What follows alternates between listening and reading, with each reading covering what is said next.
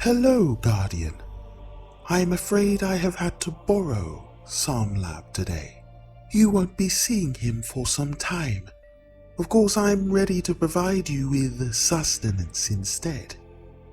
You are probably wondering how or why I am here, and maybe what my plans are.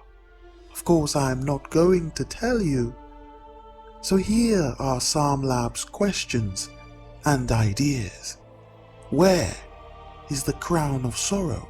As you all know, the Crown of Savathun has been within the tower of the Last City's archives for a very long time. And until recently, there was no way Savathun could have gained access to it. That was until Ikora Ray gave Osiris full access to the Hidden's archives and information on everything about Savathun you could ever imagine. Which, if you must know from my perspective, is a foolish thing to give anyone access to. Why Ikora thought this would be a good idea is far beyond me. But here we are, nonetheless. So here is a little bit of a history lesson. What is the Crown of Sorrow, and why is it important? The Crown of Sorrow is a dangerous and powerful hive artifact that connects its wearer's mind to those of all nearby hive, along with granting them access to hive magics as part of a trap set by Savathun, the Witch Queen. It came into the possession of the exiled Cabal Emperor Callus, suspecting that such a powerful artifact was a lure. Callus directed his scions to examine it, finding the information stream sending data to the Ascendant Realm. Despite the obvious ploy, Callus still desired to use the crown to command and civilize the hive, and instead gifted it to one of his shadows, Galran. Callus specifically bred Galran to wield the crown's morbid powers to further his goals, but in the end, the crown drove Galran completely mad. With the crown's power, Galran was able to summon an infestation of hive within the Leviathan's vaults, working towards an unknown goal. Curious? Yes. It is possible that the crown not only enables me, Savathun, to control, but to rake the minds of others. Have a listen then to this lore entry from the armament titled Chrysura Melo, and it reads: There is a saying among con artists, half the fun is showing the mark. Which cup hit the ball before you take their memory? Savathun understands. In her crystalline prison she reflects on all her superstitious winks and little nods, the risks taken and boundaries pushed to keep herself entertained and her worm fed. Before Osiris stumbles as he walks through the Last City. Beneath his robes, something erupts in a frenzy of motion. He pauses to compose himself, then walks on, trailing careless spatters of black fluid. Before Osiris watches the Crucible match unfold. He does not cheer for other opponent. When a ghost appears to revive the defeated warrior, Osiris leans forward in careful study. When Saint places a hand on his forearm, Osiris holds impossibly still, just to see what the other man will do. Before Osiris sits by the campfire as Crow and the Guardian share a drink. Osiris watches them with rapt attention. Crow is laughing. He passes the bottle and Osiris, hands numb, puzzles at it. His mouth hangs in a half smile before he takes a long drink, slacking a bone-deep thirst. Before Osiris takes a shaky step forward, the High Celebrant howls in the catacombs, and he hears his sister's voice buried in its roar. He feels his heart beating in his chest and is so enraptured by the sensation that he forgets to be frightened.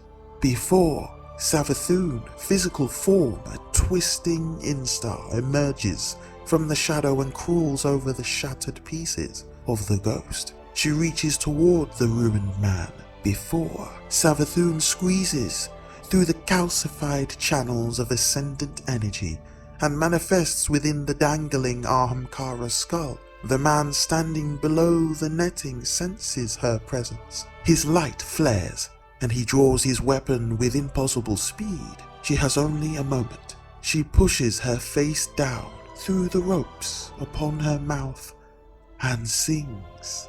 The man stops, then slowly holsters his weapon. He turns, crosses his arms, and forgets. She melts awkwardly back into the skull as best she can, though a tangle of spindle elbows, licorice black, still juts from its sockets. She turns her attention to her quarry across the gap and hums her song softly to mask herself. Soon, the man below begins to hum along with her. She smiles. If what we're reading is true, then would it be safe to assume she has been playing us since Forsaken? Remember that within the lost city there are Ahamkara bones, and one in particular, out in the open. Though we know much about the Ahamkara, little is understood about how Savathun would seek to manipulate these bones, even appear through them. Is it possible that the wish Riven granted Savathun allows her to use the paracausal powers of the Ahamkara to convert, change, or shift realities in order to feed her worm? One thing is for sure, Savathun's plans have plans.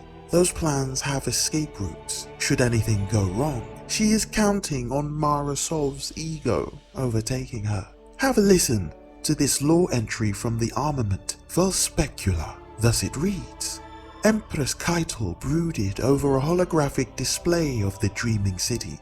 The map, marked with bombardment targets, landing zones and forward operation bases, which had been decided by an emergency convention of her military advisors. Now all that remained was for the Empress to order the attack. Toran entered quietly, carrying a datapad. She stamped her foot lightly to announce her presence. Keitel did not look up. As a princess, the Empress said, I heard many stories of the Awoken from my father's myth keeper. Stories of spaces beyond time, of the dragons that bend reality. Stories of a whole city built by wishes. She sliced the air with her tusk in annoyance. It would be a waste to destroy it, but perhaps a strategic necessity. Toran bent both knees slightly and held up the datapad, indicating a discovery. Lord Saladin approached us on behalf of the Vanguard. He confirms what we already suspected. Savathun, the Witch Queen, is in the Dreaming City, a captive. Keitel looked up. Toran thought she detected a concealed note of hopefulness in the ruler's tone. It's unclear. Toran clicked her teeth in equivocation. Informants on the ground report that she's confined, but the Scions insist she traveled there of her own free will to escape Xivu Araf. A voluntary prisoner, Keitel glowered. This smells of hive trickery. It does, my Empress. Toran lowered her brow in defense of her ruler's mood. However, Marasov is powerful and no stranger to subterfuge. It's fair to assume that she has a plan in place. So does Savathun. Keitel clicked off the holographic display. Darkness rushed into the room. Toran could see the consequences of such a decision weighing heavily on her ruler's brow. Then suddenly the weight lifted. The Empress had decided. Have Lord Saladin return to Zavala with a message. Guardian, are you receiving me? What happened? What did she tell you? What do you mean you can't remember? Think. Anything. Any information we can find out about Savathun is critical to our findings and bringing Savathun to justice. Whatever the case may be, as Keitel seems to suggest, our enemy has embedded herself amongst us. She is studying us and enabling herself to be within the grasp of whatever her goal may be. We must be fervent, and we must triumph over every evil. For no one who hopes will ever be put to shame, but shame will come on those who are treacherous without cause. Then we can walk a pathway of peace, of joy, and hope. But that's all I have for you today. I hope that you have enjoyed watching and listening to today's video. If you did, be sure to comment below and give it a like.